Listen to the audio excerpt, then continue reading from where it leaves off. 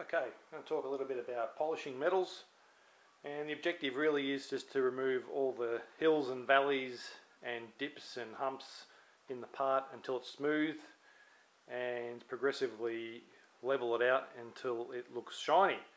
So you need a system, and this is the system I use. I'm not saying it's the only system, but it works for me. So what we're going to do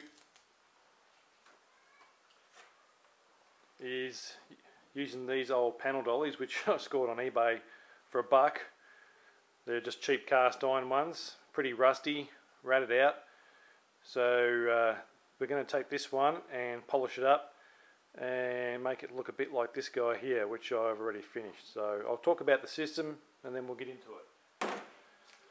So my system consists of first sanding the part, 40, 60, 80 grit belts, and then emery cloth, 60, 80, 120 grit emery cloth, and over the back here is wet and dry paper, which I use wet. I use 180, 240, 400, 800 and 1500. And then once you've sanded the part with 1500, it's pretty smooth and pretty shiny, but you can go a little bit further. So I've got a polishing system that I use as well. 4 different grades of polishing soap and 4 different buffing wheels, and then finally an actual metal polish to do the final job.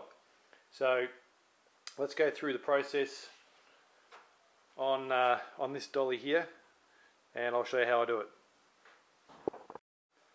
So before I go too crazy, I'm just going to use a wire wheel on a bench grinder here. Just take off the surface rust and see what sort of condition this is in. I can see some dents and marks in it, but it'll be a lot easier to see once I've taken the rust off, and that will let me know how much I need to use a sanding belt to bring the surface back. So let's get the rust off first.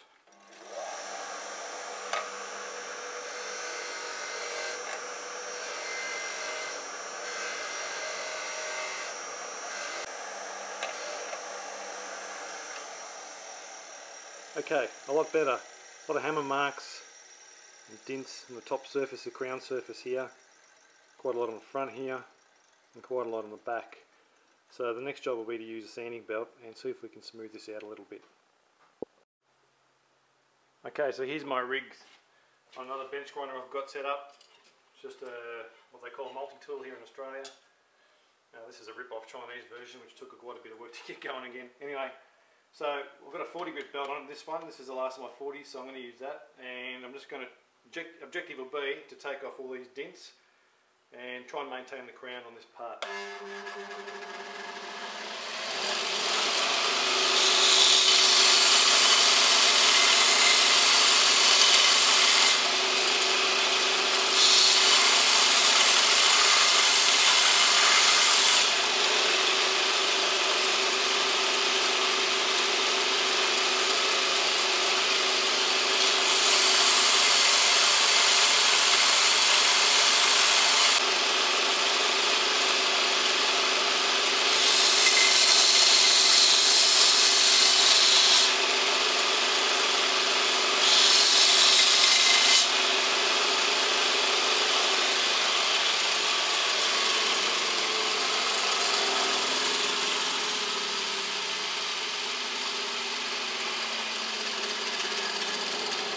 Okay, this part's a lot better. You can still see some deeper marks that haven't been sanded out yet. I'm not going to get too stressed about those just yet. I'm going to use the finer belts and just see if I can improve this surface and see whether we pick some of those up. If we spend too much time on the 40, I think we'll take off too much material and maybe change the shape too much. So I'm just going to be gentle and use the other belts now to see how we go.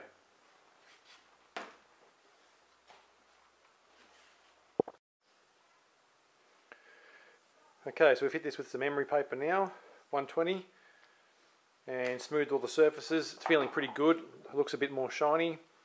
Yeah, smooth to the touch. So now it's time to hit it with some wet and dry and improve that finish even more. Okay, so sometimes I wonder why I put a sink in here, and this is a pretty good reason why. So we're just going to use some wet and dry paper.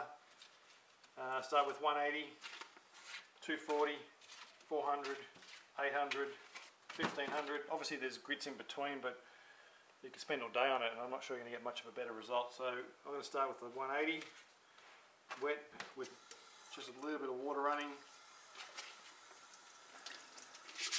and finish the surface.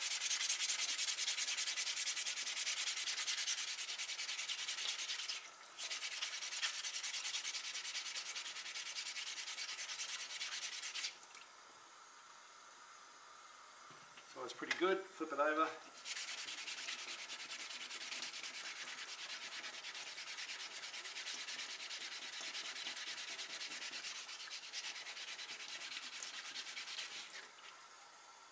So it's pretty good.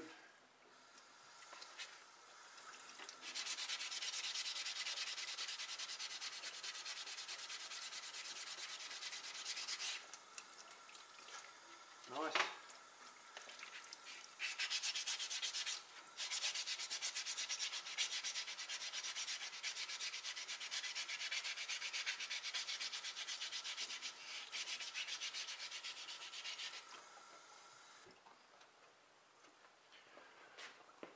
Okay, so we're getting an even better finish on this dolly every time we sand it. So I'm going to continue through the other grades of wet and dry.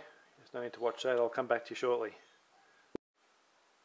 Right, so we're back on the bench grinder that's got the wheel on it. On the other side I've got a tapered spindle, which is designed for that side of the grinder. It's got a, might have a left hand thread or a right hand thread, I can't remember, but you've got to buy the right one for the right side of the grinder. Number 4 on there, polishing soap, and away we go. So I'm going to get it running. I'm going to touch the soap to the wheel for about a second, just get a little bit of soap on the wheel, and then apply that to the part we're polishing.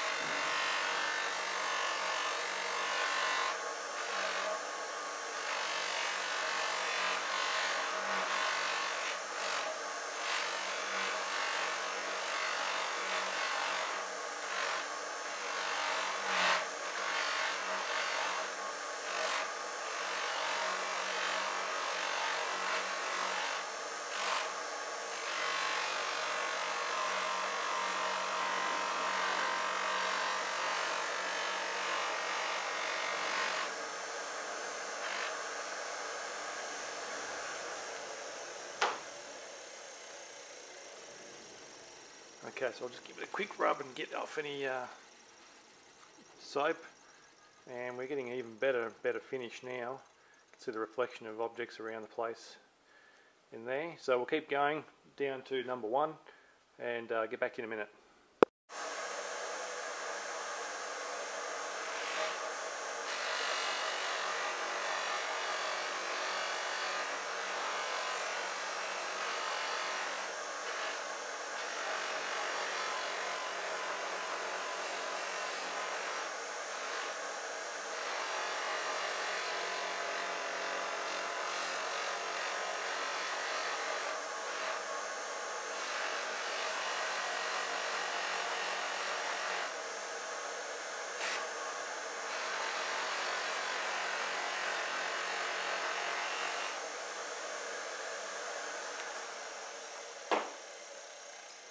Okay, so now we're finished with the finest grade of soap on the wheel. We've got a pretty good shine here.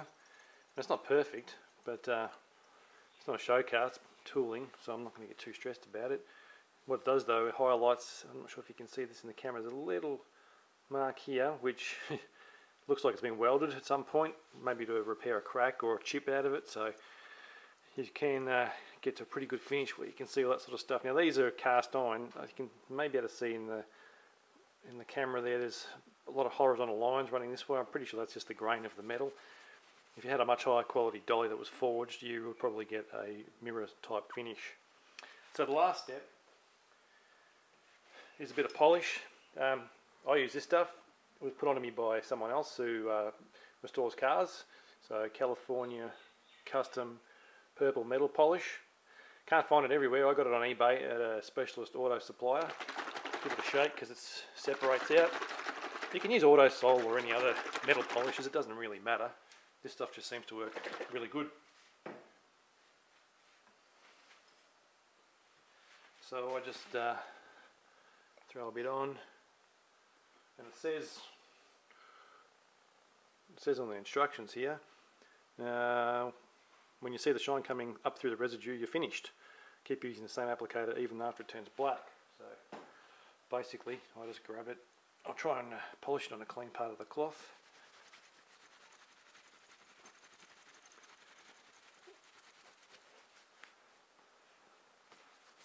Get the clean one.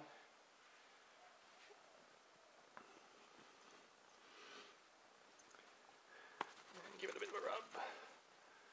And there we go. So pretty good improvement from the rusted up old piece of junk it was. So I really have restored this to usable condition again, and I guess that's the idea. If you're restoring cars or bikes or tools or mowers or anything really, you can do this at home.